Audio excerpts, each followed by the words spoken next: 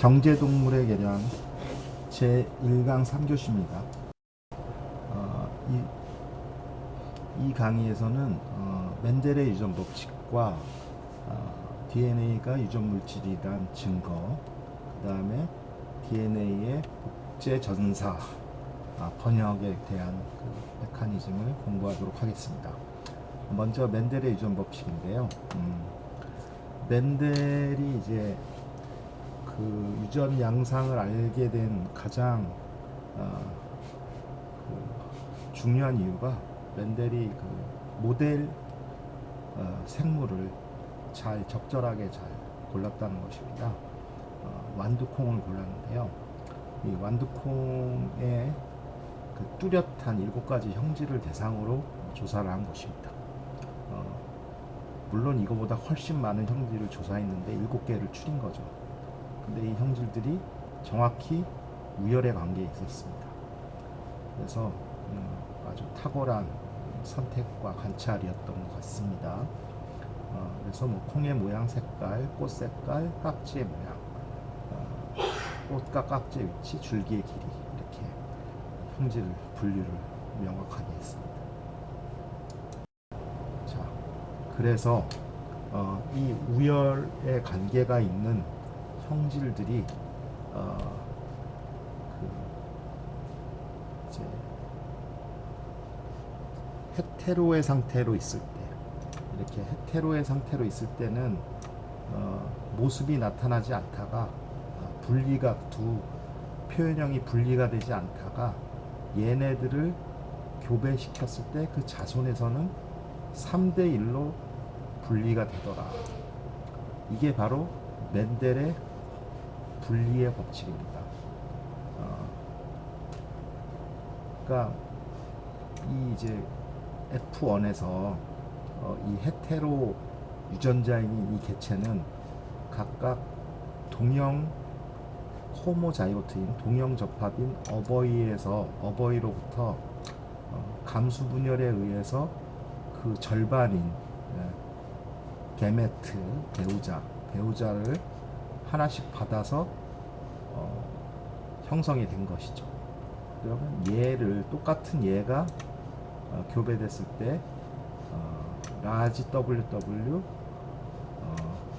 라지 W, 스몰 W가 2개, 스몰 W, 스몰 W가 하나, 이렇게 해서 생기는데 이 라지 W가 우성인 관계로 3대1로 표현형이 3대1로 동그란 거와 쭈그러진 게 나타납니다. 이렇게 이 F2에서 두 종류가 나오다 분리가 됐다. 그래서 분리 법칙입니다. 이제 통계학에서 그 카이 제곱 검정이란 걸 하거든요. 그래서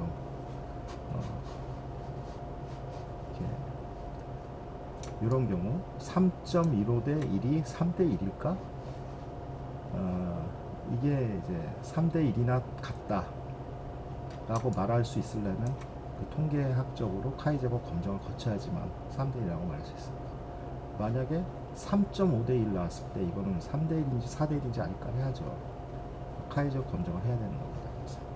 근데 어쨌든 통계학적으로도 멘델의 실험은 다 3대 1을 맞았습니다. 검정교배와 태교배에 대해서 말씀드리겠습니다. 이거는 어떤 그 개체가 있는데 얘가 동그란데요. 우성 표현 형질을 가지고 있는데 이거 유전자양이 라지 WW인지 라지 W 스몰 W인지 모를 때, 이럴 때 열성 동형 접합인 스몰 WW 이거와 교배를 해보는 겁니다. 그래서 그 분리비가 1대1이면 얘가 그 2형 접합인 거죠. 라지 W, 스몰 W인 거죠. 만약에 이 자손의 분리비가 그냥 한 가지면 라지 W, 스몰 W, 라지 W, 스몰 W 이렇게 동그란 거 2개로 나오면은 이 부모가 원래 이 의심스러웠던 것은 라지 W, 라지 W인 것이죠.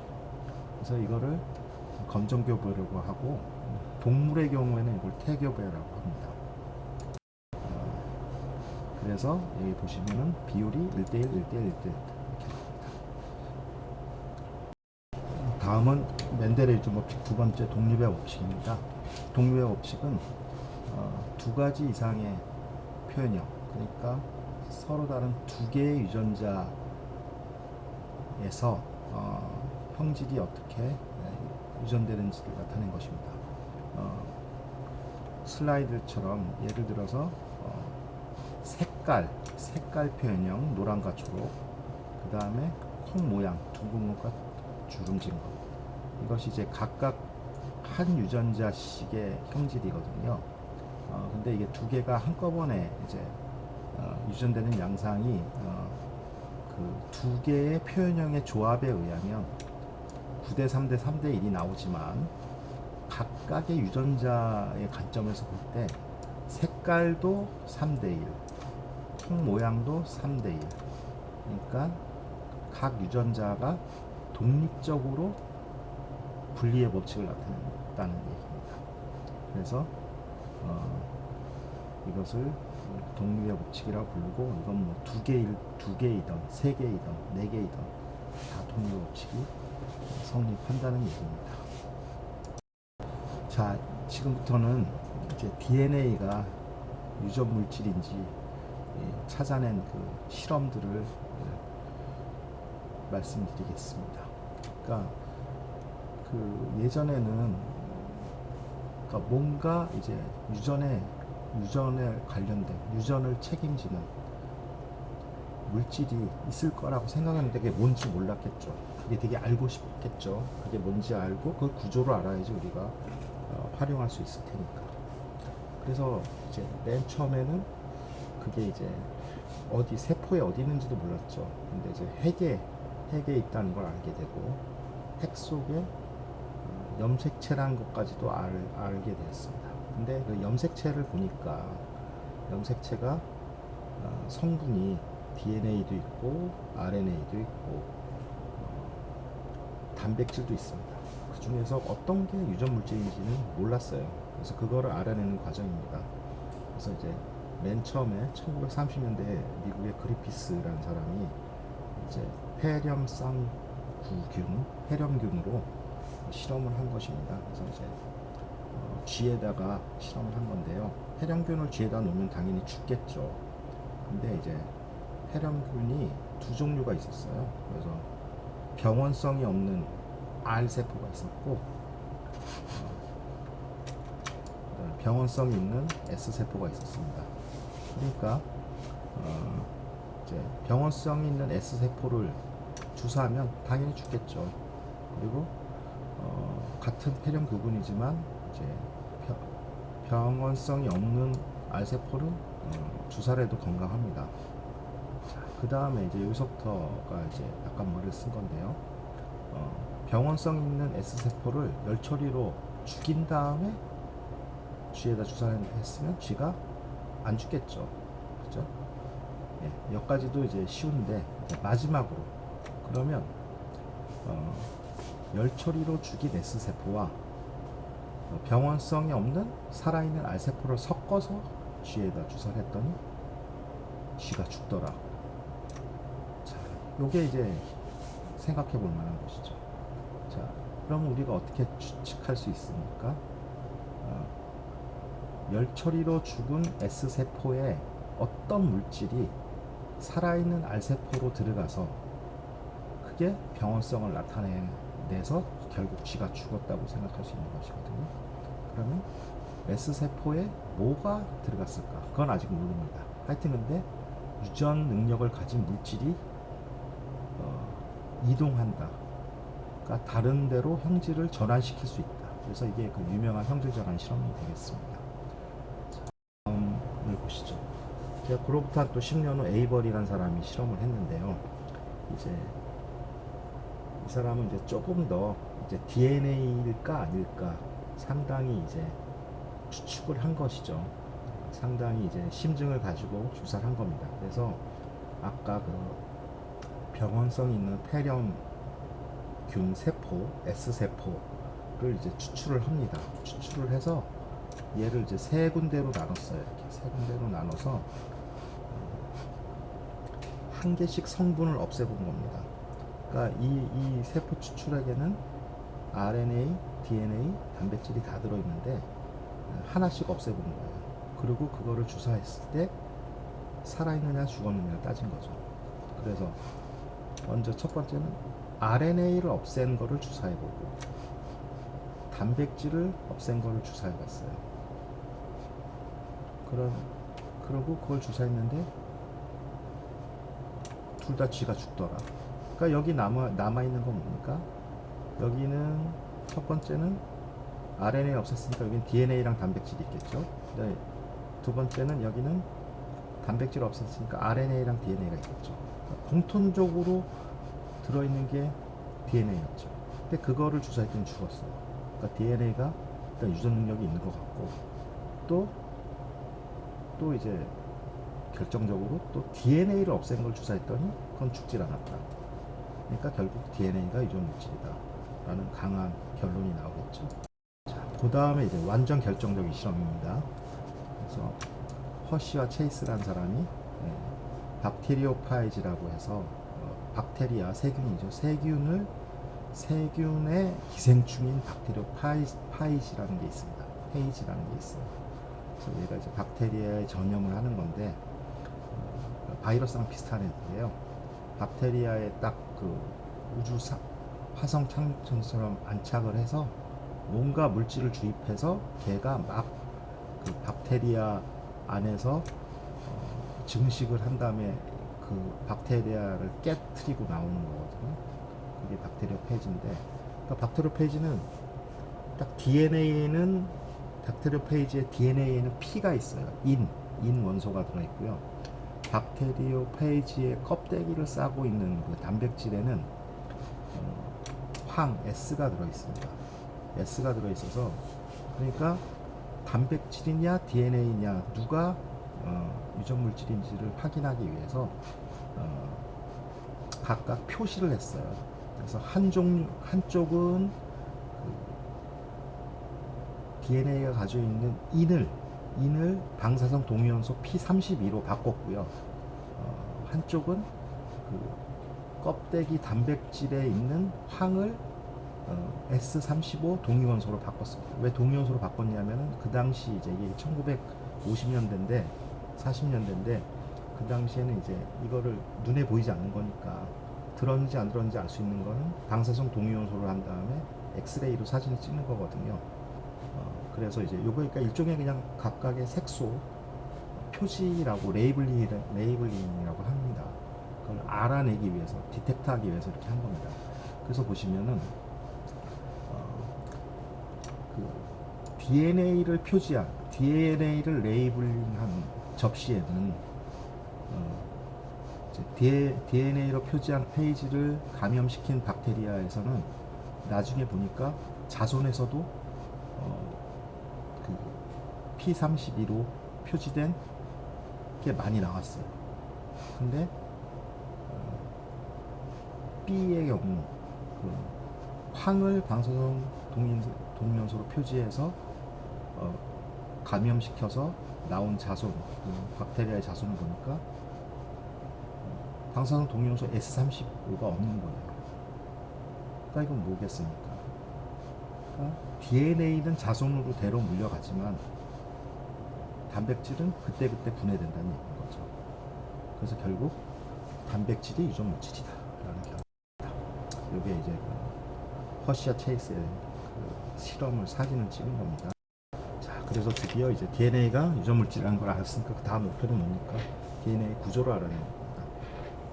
그래서 이것도 이중나선인지 삼중나선인지 콜나선인지 몰랐는데 왓슨과 크리크가 X선 회절 사진이라는 사진을 결정적인 증거로 해서 추론을 해서 이중나선의 모형을 만들었습니다. 역사적인 사건이죠. 빨리빨리 넘어가겠습니다. 아는 거라서. 그래서 이제 다음엔 DNA의 이제 그 어떤 복제 전사 메커니즘인데요. 이거를 이제 한 가지 개념적인 그림으로 표현한 겁니다. 이거를 유전학의 중심 정리, 센트럴 도그마라고 합니다. 그래서 그 뼈대죠, 뼈대. 유전학의 뼈대는 뭐냐면은 DNA가 RNA가 되고 RNA가 단백질이 됩니다. 그래서 그 단백질이 결국 우리 생명체의 기능을 하는 것이죠. 그러니까 모든 설계도는 DNA입니다. 그리고 기능은 단백질이 하는 것이고, 근데 이제 우리가 성장이나 뭐 체세포 분열이나 감수 분열할 때 똑같은 세포가 두 개 돼야 되잖아요. 그러면 이제 DNA에서 또 하나의 한 번의 DNA 만들죠. 그러니까 세포가 두 개가 되는 거죠. 그때 있는 걸 이제 복제라고 합니다. 리플리케이션. 그 다음에 DNA가 단백질 가기 전에 RNA를 한번 거치거든요. 그래서 DNA에서 RNA가 되는 거를 전사라고 합니다. 트랜스크립션이라고 하고요. RNA가 단백질로 가는 걸 이제 번역이라고 합니다. 그래서 요거 각각의 기작이 이제 우리 동물 유전학에서 자세하게 배우셨을 겁니다. 그래서 여기선 그거는 중요한 게 아니니까. 그러니까 정보가 DNA, RNA, 단백질로 흘러간다는 거. 그래서 어떨 때는 RNA에서 DNA로 갈 때도 있어요. 그걸 역전사라고 합니다. 그래서 여기 보시면은 오른쪽에는 좀 더 복잡한 센트럴 도그마 그림이 있는 겁니다. 그래서 사실상 RNA는 세 가지가 있습니다. mRNA, RNA, tRNA가 있고, 이제 요게 이제 여기 보니까 이 복제는 핵 안에서 일어나는 거거든요. 핵 안에서 일어나는 거고, 전사 트랜스크립션은 핵 밖에서, 핵에서 리보솜으로 가면서 일어나는 겁니다. 그리고 이제 리보솜이 이제 여기서 해독이 일어나서 단백질을 합성하게 되는 것이죠. 자, 이게 이제 DNA 복제입니다. 그래서 두 가닥이 이제 DNA가 이제 두 가닥이 상호적으로 배합된 DNA가 각각 갈라지면서 또 다른 두 가닥이 되는 거죠. 그래서 원래 있는 걸 주형 가닥, 템플릿이라고 하고, 이제 새로 이제 합성되는 가닥인데요. 이게 DNA가 방향성이 있어요. 그래서 하나는 이쪽으로 복제가 되고, 그러니까 하나는 이쪽 방향으로 복제가 되고, 하나는 이제 이렇게 이쪽으로 복제가 되는데, 이게 뭐 구조적으로 약간 복잡한 문제가 있는데, 이거는 뭐 생략하도록 하겠습니다. 그래서 하여튼 한 가닥씩을 틀로 해서 두 가닥의 DNA가 만들어지는 게 복제입니다. 다음은 전사인데요. 두 가닥의 DNA에서 그걸 풀어지면서 한쪽을 주형으로 해서 RNA 가닥이 만들어집니다. 이게 전사입니다. 그래서 RNA 가닥이 만들어져서 이게 핵막 바깥으로 나오면서 리보솜으로 들어갑니다. 그래서 리보솜으로 들어가 거기서 그게 이제 mRNA인데 그러니까 DNA에서 전사된 mRNA가 이제 바깥으로 나오면 거기서 tRNA가 날라오면서 tRNA는 아미노산의 개수만큼 있거든요, 종류가. 그러면 이제 mRNA의 상보적인 tRNA가 날라와서 붙으면서 이 아미노산을 쭉 가닥을 이어줍니다. 그게 번역입니다. 그래서 보시면은 이렇게 아미노산 가닥이 쭉 이어지는 것이죠. 그럼 여기서 중요한 건 뭐냐면 바로 mRNA의 서열입니다. 이 서열은 어디서 왔죠? DNA에서 왔습니다. 핵의 DNA. 그러니까 결국은 핵의 DNA가 정보를 가지고 있는 것이고요. mRNA는 그러니까 메신저 RNA인데 그 핵 DNA 정보를 전달해 주는 것이죠. 근데 이게 재밌게도 세 개씩 세트를 이뤄서 정보를 가지고 있습니다. 그러니까 DNA 염기 3개가 하나의 아미노산에 대응을 합니다. 그래서 이 코드를 결국 알아냈어요. 알아낸 게 그래서 이게 이제 유전 암호표인데요. 굉장히 중요한 것이죠. 근데 이제 이게 이제 수학적으로 어떻게 되냐면 염기는 4종류지 않습니까? 4종류. ATGC 4종류인데요. 그 아미노산은 20 종류 정도 됩니다. 그러면 이게 이제 세 개가 염기 세 개가 하나의 아미노산에 대응하려면 네 종류니까 4 곱하기 4 곱하기 4, 4의 3승에서 64가지의 경우의 수가 나오거든요. 그러니까 이 표는 64가지 경우의 수의 그 염기 세쌍 식의 경우를 다 나타낸 겁니다. 이거를 이제 코돈이라고 하는데요. 이제 각 코돈마다 이제 아미노산이 대응을 합니다. 근데 64가지인데 아미노산은 20가지니까 3분의 1 정도 되는 것이죠. 근데 거기에 이제 시작 종료 그 신호까지 넣으면은 이제 20가지가 조금 넘는데 이제 이걸 그래서 이제 세 개 정도 평균적으로 3개 정도의 코돈이 하나의 아미노산에 대응을 합니다. 근데 왜 이러냐면은 그 염기의 그 DNA 전사나 이럴 때 실수로 할 경우가 있더라도 한 번만 실수하면은 그 아미노산 순서가 바꿔버리면은 이제 바로바로 돌연변이가 되는 거잖아요. 그러니까 어느 정도 안정성을 주기 위해서 약간 그러니까 여유 있게 암호를 그러니까 정보를 전달하는 체계가 되는 것입니다. 네, 오늘은 여기까지 하고요. 긴 시간 수고 많으셨습니다. 감사합니다.